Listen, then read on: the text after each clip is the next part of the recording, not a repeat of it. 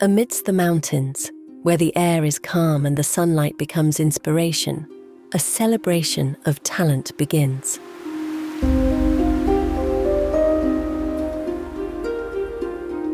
This is Pinta Husay, a painting exhibition where students express their creativity, passion, and talent through art.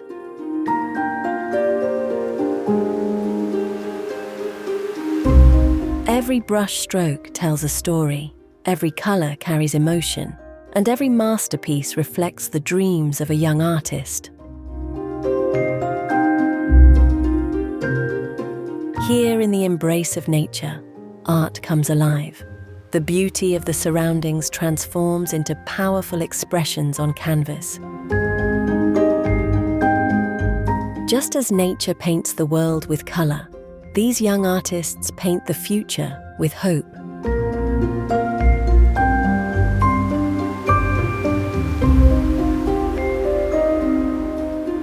Hello everyone, I am Eden Ruth D. Tejada, the Education Program Supervisor of the City Schools Division of General Santos City and the event chairperson for this year's Division Festival of Talents. And we are here in Euphoria. We are having now our Pinta Husay, an on-the-spot painting contest.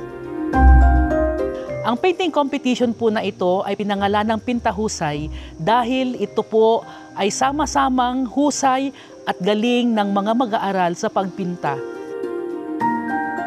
Kami po'y nagpapasalamat sa Rotary Club of the Jangas. Nagpapasalamat din kami sa Euphoria na kung saan ito ang naging sponsor po namin sa taong ito.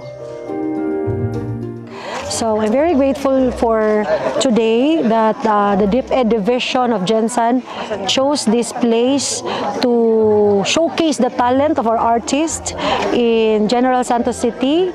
So this morning I was able to witness from the start of their painting sa canvas until sunset. So ma-amazed ka sa mga bata nung